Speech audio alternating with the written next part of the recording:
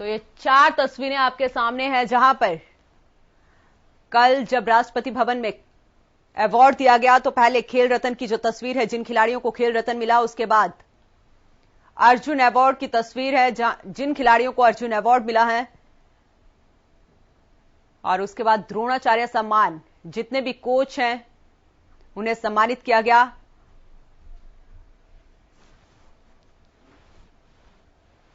तो इस समर्पण को प्रोत्साहित किया गया। ये 4 तस्वीरें हम आपको दिखा रहे हैं।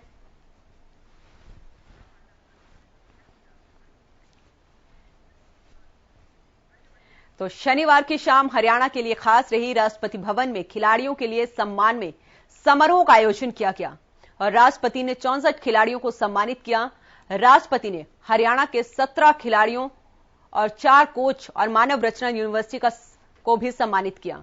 हरियाणा के 4 खिलाड़ियों को भारत के सबसे बड़े खेल सम्मान मेजर ध्यानचंद खेल रत्न से सम्मानित किया गया। नीरज चोपड़ा, मनीष नरवाल, रवि दहिया, सुमित अंतिल को राष्ट्रपति ने खेल रत्न देकर पुरस्कृत किया। साथ ही हरियाणा के 8 खिलाड़ियों को अर्जुन अवार्ड से सम्मानित किया गया। तो प्रदेश को मिले इस गौरव के लिए मुख्यमंत्री मनोहर लाल ने खिलाड़ियों को बधाई दी है। सीएम ने कहा कि हरियाणा की मिट्टी में ही वो गुण है जिससे खिलाड़ी तैयार होते हैं। साथ ही हरियाणा सरकार की खेल नीति के जरिए भी खिलाड़ियों को पूरा मान सम्मान दिया जाता है।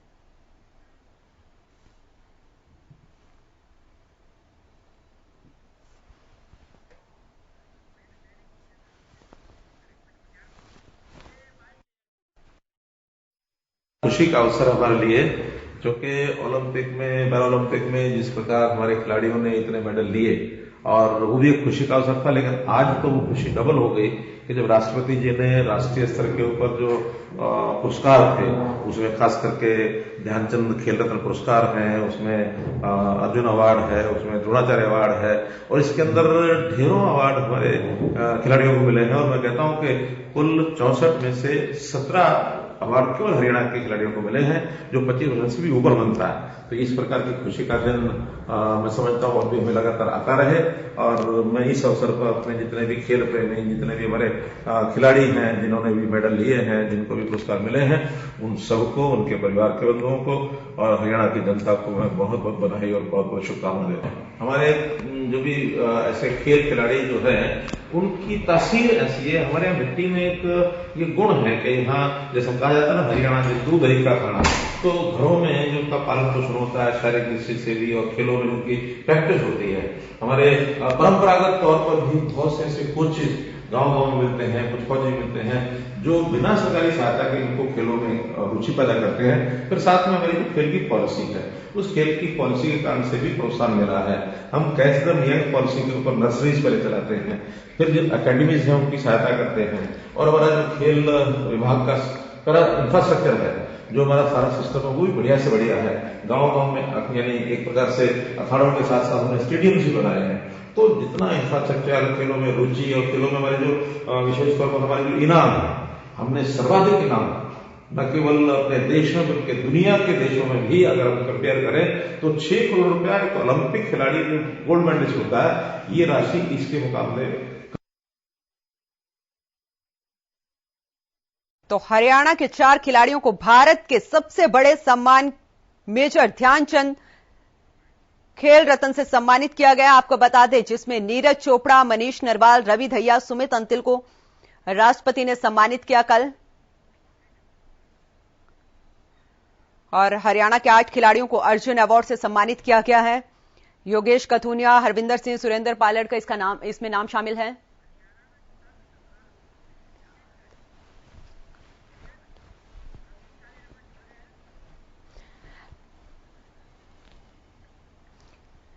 तो ज्यादा जानकारी के लिए हमारे साथ हमारे सहयोगी रवि कालीरमण जुड़ चुके हैं। रवि, मैं बात करूं, टोक्यो ओलंपिक में भी हरियाणा का दबदबा देखने को मिला था, और आज जब खेल पुरस्कार दिए गए तब भी हरियाणा के 17 खिलाड़ियों को सम्मानित किया गया। बिल्कुल अनु, देखिए जिस प्रकार से ओलंपिक की बात करें या फिर तमाम जो खेल होते हैं या फिर जो टूर्नामेंट है, उनमें हरियाणा के खिलाड़ियों का पूरे देश में एक अलग पहचान है। वो है कहीं ना कहीं मैं बात करना चाहूंगा कुश्ती की, बॉक्सिंग की या जेवलिन थ्रो, जो इवेंट्स हैं, जो भी गेम्स हैं, तो हरियाणा के खिलाड़ी इसमें बढ़ चढ़कर भाग लेते हैं और ज्यादा से ज्यादा जो इनाम है वो भारत की झोली में डालते हैं और अपने देश का जो नाम है वो देश में विदेश में चमका देता है। ऐसे में कहीं ना कहीं ओलंपिक की मैं बात करूँ तो ओलंपिक में भी आधे से ज्यादा जो मेडल्स थे वो हरियाणा की झोली से आए थे और कहीं ना कहीं जिस प्रकार से नीरज चोपड़ा जो है जेवलिन थ्रो में एक गोल्डन जो दाव उन्होंने खेला था, जो गोल्डन जेवलिन उन्होंने फेंका था, तो वो कहीं ना कहीं पूरे देश को बढ़ावा देने वाली चीज थी। और ऐसे में कहीं ना कहीं कल जो है पुरस्कार दिए गए राष्ट्रपति के द्वारा तमाम जो खिलाड़ी थे हरियाणा के 12 खिलाड़ियों में से 4 खिलाड़ियों को मेजर ध्यानचंद अवार्ड जो है वो दिया गया और कहीं ना कहीं 8 खिलाड़ियों को अर्जुन अवार्ड और उसके अलावा 4 जो कोच है उनको कहीं ना कहीं द्रोणाचार्य अवार्ड के रूप में उनको दिया गया है। ऐसे में कहीं ना कहीं इस प्रकार से लगातार 64 में से 17 पुरस्कार जो है वो हरियाणा की झोली में आए हैं। तो इसमें साफ संकेत है कि हरियाणा जो है वो कहीं ना कहीं अपने जो खिलाड़ी है वो उम्दा जो खिलाड़ी है वो पैदा क्योंकि रवि मैं बात करूं खिलाड़ियों और उनके खेल प्रदर्शन को लेकर जो बेहतर बनाने का काम होता है वो एक कोच का होता है और जिस तरीके से प्रदेश के 4 कोच को द्रोणाचार्य अवार्ड से सम्मानित किया गया वो भी प्रदेश के लिए कहीं ना कहीं गर्व की बात जरूर होगी। बिल्कुल, हमें देखिए लगातार प्रकार से खेल नीतियां हैं हरियाणा सरकार की। हरियाणा सरकार लगातार हरियाणा की खिलाड़ियों को बढ़ावा देती है या उनको इनाम जो है कैश प्राइज दिए जाते हैं उनको। जी रवि आप बने रहे हमारे साथ दीपा मलिक भी जुड़ चुके हैं। दीपा जी बहुत बहुत स्वागत आपका हरियाणा न्यूज पर।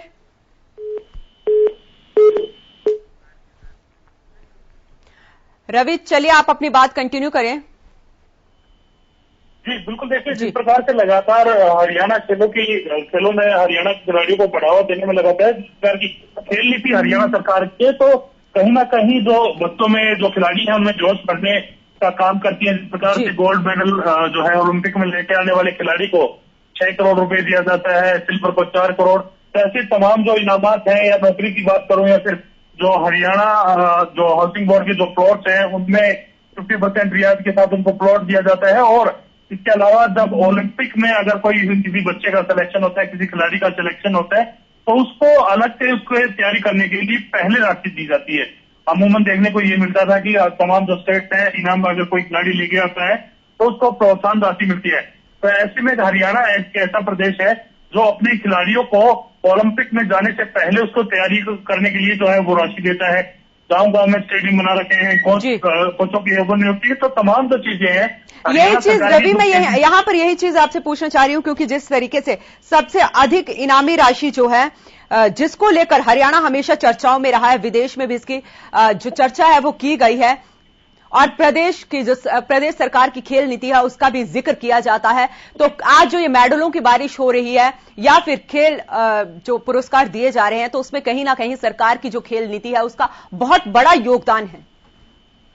बिल्कुल, हम देखिए जिस प्रकार से खेल नीति है कहीं ना कहीं बढ़ावा देती है, प्रोत्साहन राशि है वो खिलाड़ियों में एक जज्बा पैदा करती है। तमाम जो सुविधाएं हैं उनको हासिल करने में काफी आसानी होती है खिलाड़ियों को। जिस प्रकार से हरियाणा सरकार की खेल नीतियां हैं या जो खिलाड़ियों को आगे बढ़ाने मोटिवेट करने के लिए जो तमाम प्रयास किए जाते हैं वो काफी उम्दा है। मैं जिक्र करना चाहूंगा हर गांव में स्टेडियम बनाने का जो प्रयास मुख्यमंत्रियों का रहा है, हरियाणा सरकार का रहा है। इसके अलावा जो कहीं ना कहीं जो है ग्रामीण स्तर पर जो है कोचों की नियुक्ति करना, फिर या फिर खिलाड़ियों को लगातार जो प्रोत्साहन राशि देना, उनको उनकी जो डाइट्स हैं वो प्रॉपर मुहैया कराना या फिर तो तमाम जो फिजियो के अब नियुक्त किए जाने हैं आगे भी और लगातार इस प्रकार से उनकी रिहैब सेंटर्स जो उनके खोलना। तो ऐसे में कहीं ना कहीं ये चीज जो है वो खिलाड़ियों को तैयार करने में बहुत फायदेमंद रहती है। और तमाम जो खिलाड़ी हैं गरीब तबके से आने वाले जो खिलाड़ी हैं उनके लिए कोई खेल खेलना तो रवि आप बने रहे हमारे साथ दीपा मलिक पैरा एथलीट हैं वो भी जुड़ चुके हैं। दीपा जी बहुत बहुत स्वागत है आपका हरियाणा न्यूज पर। बहुत बहुत धन्यवाद और मुझे बड़ा अच्छा लगता है कि आप मेरा इंट्रोडक्शन एज पैरा एथलीट ही देते हैं जी, क्योंकि मुझे लगता है खेलों में मेरा मन अभी भी है। हालांकि मैं अध्यक्षा हूँ पैरालंपिक कमेटी ऑफ इंडिया की आज के दिन जो मेरी ड्यूटी है, लेकिन खिलाड़ी के रूप की पहचान मेरी सबसे प्रिय पहचान है। जी दीपा जी बात करूं टोक्यो ओलंपिक में पहले खिलाड़ियों ने बेहतर प्रदर्शन किया, पैरा ओलंपिक में भी बेहतर प्रदर्शन किया और उसके बाद जब कल खेल पुरस्कार मिले तो उसमें भी हरियाणा का दबदबा नजर आया। 17 अवार्ड हरियाणा की झोली में आए हैं, क्या कहेंगे आप? बिल्कुल, हरियाणा की खेल नीतियों को देख के मुझे लगता है पूरे देश की खेल नीतियां बन रही हैं, बढ़ रही हैं जी। और हरियाणा चाहे आप इन खेलों में, ओलंपिक खेलों में कहें, चाहे आप पैरालंपिक खेलों में कहें, जो सर्वप्रथम मेरे ख्याल से आगाज खिलाड़ियों को ऑनर करने का, खिलाड़ियों को शाबाशी देने का, वो शायद हरियाणा की भूमि से ही स्टार्ट हुआ और उसका नतीजा भी हम देख रहे हैं कि कोई भी भारत की टीम जाती है 40 से 50% जो खिलाड़ी होते हैं, चाहे पैरा के कहें, चाहे हम एबल बॉडी के कहें, सब हरियाणा की भूमि से ही जाते हैं। तो कुछ तो है सरकार की नीतियों में, कुछ तो है यहाँ की मिट्टी की तैयारी में और खिलाड़ियों के प्रोत्साहन में, जिसकी झलक आपको चाहे अवार्ड हो चाहे मेडल हो उसमें साथ साथ नजर आती है। जी दीपा जी, बात करूं क्योंकि आप खुद एक प्लेयर रही हैं और आपने जमीनी स्तर पर अच्छी तरीके से चीजों को देखा गया है। भले ही प्रदेश सरकार की खेल नीति का चाहे देश में है चाहे विदेश में, दोनों ही जगह पर चर्चा की गई है, लेकिन कुछ और इसको और मजबूत बनाने के लिए क्या किया जाना चाहिए? देखिए, मजबूत बनाने के लिए लगातार काम चल रहे हैं। मेरा अभी हाल ही में आदरणीय IPS पंकज नैन जी से, जो स्पोर्ट्स डायरेक्टर है, उनसे भी मुलाकात हुई थी। वो खुद भी बहुत प्रयत्नशील हैं। जो भी छोटी मोटी कमियां जो छूट गई हैं हमारी इतनी खूबसूरत स्पोर्ट्स पॉलिसी में, खासकर पैरा को लेके, क्योंकि मैं उसके लिए ज्यादा जुड़ी हुई हूँ दिल से, तो पैरा और मेरी जिम्मेदारी भी बनती है क्योंकि आज की डेट में मैं अध्यक्षा हूँ। तो पैरा की नीतियां अभी वैसे बहुत ही सुंदर और सुदृढ़ बन गई हैं, लेकिन 2-4 चीजें हैं, जैसे हमें अभी हमने हाल ही में किस्सा सुना, डेफ ओलंपिक्स को भी अभी हमें देखना है और जूनियर जो इवेंट्स हैं जैसे खेलो इंडिया में पैरा स्पोर्ट्स का इन्वॉल्वमेंट, साथ ही यूथ एशियन पैरा गेम्स, जो यूथ एशियन गेम्स है, उसको भी मुझे लगता है पॉलिसी में वो कभी अंदर आया है, बाहर गया है, फिर अंदर आया है। तो वो मेरा, क्योंकि अब मैं बहरीन में मेरी टीम जा रही है पैरा खिलाड़ियों की, यूथ एशियन पैरा गेम्स की, हमारी पूरी कोशिश है अपनी टीम भेजने की। कोविड की वजह से काफी हमें मुश्किलें आई क्वालिफिकेशन राउंड्स वगैरह में, लेकिन पूरी कोशिश है। और अगर यूथ एशियन पैरा गेम्स में बच्चे जाते हैं और वहां से देश के लिए मेडल जीत के लाते हैं, तो मुझे लगता है पॉलिसी के अंतर्गत उन्हें भी शामिल करना चाहिए, जिसकी चर्चा अभी चल रही है। जी, बहुत बहुत शुक्रिया आपका दीपा जी हमारे साथ जुड़ने के लिए। हमारे साथ अश्विनी सूद जुड़ चुके हैं, खेल एक्सपर्ट हैं। सर, बहुत बहुत स्वागत है आपका हरियाणा न्यूज पर। जी जी जी, नमस्कार नमस्कार। जी नमस्ते। तहे दिल से हरियाणा न्यूज का बड़ा शुक्रगुजार हूँ। ये टाइम टू टाइम बड़े अच्छे पॉइंट्स और बड़ी चीजें अच्छी उठाती जा रही है। मैं अभी दीपा जी को सुन रहा था। दीपा जी एक मंजी हुई प्लेयर तो है ही हैं, और जिस ढंग से वो आगे लेके आ रही हैं गेम्स को, अपने पैरा ओलंपिक्स वालों को या पैरा प्लेयर्स वालों को, तो काबिले तारीफ है। जी अश्विनी जी, 64 में से 17 मेडल प्रदेश की झोली में हैं, गर्व की बात है, क्या कहेंगे? इसमें कोई शक नहीं, ये गर्व की बात तो है, लेकिन हमें अभी और बहुत जरूरत है। अभी हम लोग इतने सेटिस्फाइड नहीं है और अभी हमें सेटिस्फाइड होना भी नहीं चाहिए, क्योंकि काम अभी बहुत करना है। अभी तो हम लोग ये कह सकते हैं कि ये हमारा फर्स्ट स्टेप है। हरियाणा में प्लेयर्स की जहां तक काबिलियत की और एक से एक प्लेयर्स को निखारने की जरूरत है, कमी कहीं भी किसी भी तरह की नहीं है। और मैं इस मामले में CM साहब का तहे दिल से शुक्रगुजार हूं कि उन्होंने बड़ा अच्छा काम भी करते हैं, किया भी है। और मुझसे भी गलती हुई है, उन्होंने मेरे को बोला था अपनी फाइल देने के लिए। मैं बीच में फिर कोविड वगैरह की वजह से मैं अपना प्रोफाइल नहीं दे पाया। कभी भी मेरे को मौका मिला तो मैं CM साहब को अपनी प्रोफाइल जरूर दूंगा, जहां तक जरूरत है, जहां तक मेरे जो। अश्विनी जी, आप बने रहे हमारे साथ, आप बने रहे हमारे साथ। हमारे साथ रेसलर बबीता फोगाट भी जुड़ चुकी हैं। मैम, बहुत बहुत स्वागत है आपका हरियाणा न्यूज पर। बहुत बहुत धन्यवाद जी। गर्व की बात है प्रदेश के लिए, 17 मेडल प्रदेश की झोली में आए हैं। जी, गर्व की भी और खुशी की भी बात है। हमारे देश के अंदर पहली बार हम देख रहे हैं कि इतना बेहतर प्रदर्शन रहा है, और उसके लिए मैं सबसे पहले बधाई दूंगी माननीय प्रधानमंत्री नरेंद्र मोदी जी को, हमारे खेल मंत्री किरण रिजिजू और अनुराग ठाकुर जी को, और हमारे माननीय मुख्यमंत्री मनोहर लाल जी को और संदीप सिंह जी को मैं बधाई दूंगी। वो इस बधाई के पात्र हैं कि आज उनकी जो खेल नीति है जी, उससे प्रभावित हमारे खिलाड़ियों ने ये दिखा दिया है कि प्रतिभा जो है वो निखर के आई है और देश के लिए मेडल लेके आए हैं। तो और सभी खिलाड़ियों को बधाई दूंगी जी। क्योंकि खेल नीति के आपने भी यहाँ पे जिक्र किया और बधाई भी दी और उनकी तारीफ भी की। खेल नीति की सराहना मैं बात करूं तो देश में ही नहीं विदेश में भी की जाती है हरियाणा की जो खेल नीति है। जिस तरीके से आप खुद भी रेसलर हैं और रेसलर के लिए ही हरियाणा प्रदेश जाना जाता है, तो रेसलिंग को आगे बढ़ाने के लिए क्या किया जाना चाहिए, किस तरीके से कुश्ती को और मजबूत किया जाना चाहिए? बिल्कुल देखिए, मैं कहूंगी कि हरियाणा की जो खेल नीति है वो बहुत पारदर्शिता के साथ बनाई गई है जी। और आज यहाँ कोई भी खिलाड़ी जी कोई भी खिलाड़ी देखे तो मेडल हो या किसी भी हर तरह से पारदर्शिता के साथ खिलाड़ियों को नौकरी भी दी जाती है, सम्मान भी दिया जाता है, तो उससे खिलाड़ी का हौसला बढ़ता है। और खिलाड़ी ये है कि भाई उनके साथ कहीं भी कुछ गलत नहीं हो रहा, सब कुछ से पारदर्शिता है। आप जो एक खेल नीति बनाई उसके अंदर आप खुद चूज कर सकते हो कि इस मेडल पे आपका ये आपका सम्मान समारोह के साथ ये बनेगा, आपको ये नौकरी मिलेगी। तो ये एक खिलाड़ी के अंदर मतलब एक और जुनून पैदा करता है।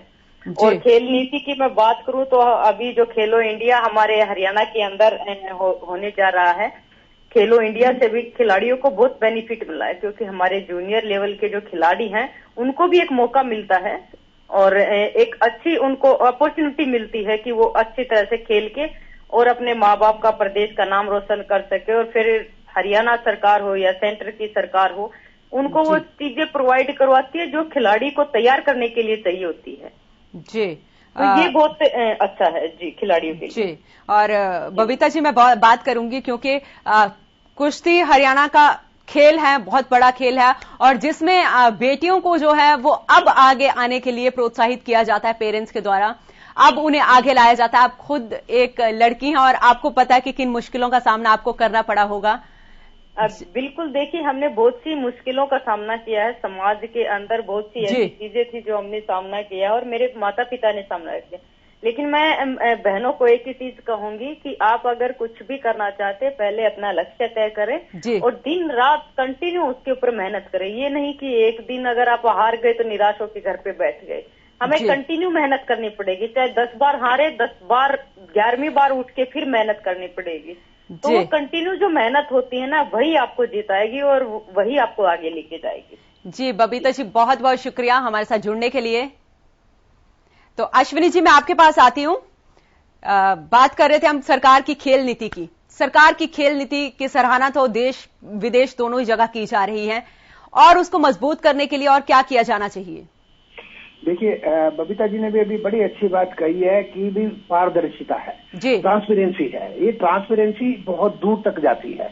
अब हमारा हरियाणा से एक गोल्ड मेडल लिया है ओलंपिक में, तो उसका नाम उसने साबित कर दिया कि कितने प्लेयर्स हम लोग निकल सकते हैं। रिगार्ड देना, रिस्पेक्ट देना, ये हरियाणा अब सीखा है, जिसमें मैं ये कहना चाहूंगा जरूरत किस किस चीज की है। अब हमें एक जैसे पटियाला में MIS है, इस टाइप से हरियाणा में हमें कोचेज तैयार करने चाहिए। एक प्लेयर्स के साथ साथ हमें कोचेज तैयार करने की भी बहुत बहुत जरूरत है। देखिए मैं आपके चैनल के माध्यम से एक बहुत बड़ी बात उठा रहा हूं। आज की तारीख में यहाँ बहुत ज्यादा कैंप तो लगे हुए हैं, प्लेयर्स के लिए एकेडमीज खुली हुई हैं, लेकिन मैं आपके चैनल के माध्यम से बहुत बड़ी बात कहना चाह रहा हूं। जो एकेडमीज खोल के बैठे हैं उनको मैं एक तरह का चेतावनी भी देना चाहता हूं कि जो वो खोल रखे हैं उनमें क्वालिफाइड नहीं है, वो ये सिर्फ पैसा कमाने का धंधा। आपकी इसी बात का जवाब देना चाहूंगी मैं। आज राज्य खेल मंत्री संदीप सिंह ने बड़ा बयान दिया है इसी पर कि जितने भी जो अखाड़े खुले हुए हैं अवैध रूप से उन पर सरकार अब लगाम लगाएगी और सभी जितने भी खिलाड़ियों की सुरक्षा के लिए जो है CCTV कैमरे भी अब लगाए जाएंगे। मेरे ख्याल में 5 साल से आपके चैनल पे आ रहा हूँ, मेरा हर बार 5 साल मुझे आपके चैनल पे आते हुए हो गया और मेरा हर बार यही स्टेप उठाता है कि हम लोग बारूद पे बैठे हैं। हम लोग जो काबिल नहीं है, जिसमें काबिलियत नहीं है, वो एकेडमी खोल के बैठे हैं, उनको वार्निंग दो। देखिए एक चाहे हॉकी की एकेडमी है, चाहे क्रिकेट की एकेडमी है या जो बॉक्सिंग की है, उसमें इनके पास फर्स्ट एड बॉक्स नहीं है। ये बहुत विडंबना है, ये बहुत मायूसी वाली बात है। मैं आपके चैनल के माध्यम से CM साहब से या आपके उससे ये जरूर वार्निंग देना चाहता हूं कि ऐसी अकेडमीज को बंद किया जाए जो जो जो डिजर्व करते हैं। देखिए, अगर एक अच्छा कोच अच्छे प्लेयर तैयार कर सकता है, जो नलायक कोच जिसको पता ही नहीं है गेम के बारे में, वो बच्चों का करियर खराब भी कर रहा है। जी अश्विनी जी बहुत बहुत शुक्रिया। समय की थोड़ी कमी है हमारे पास। बहुत बहुत शुक्रिया, आपने हरियाणा न्यूज पर अपना समय दिया। तो हमारी इस खास पेशकश में इतना ही। आप देखते रहें हरियाणा न्यूज।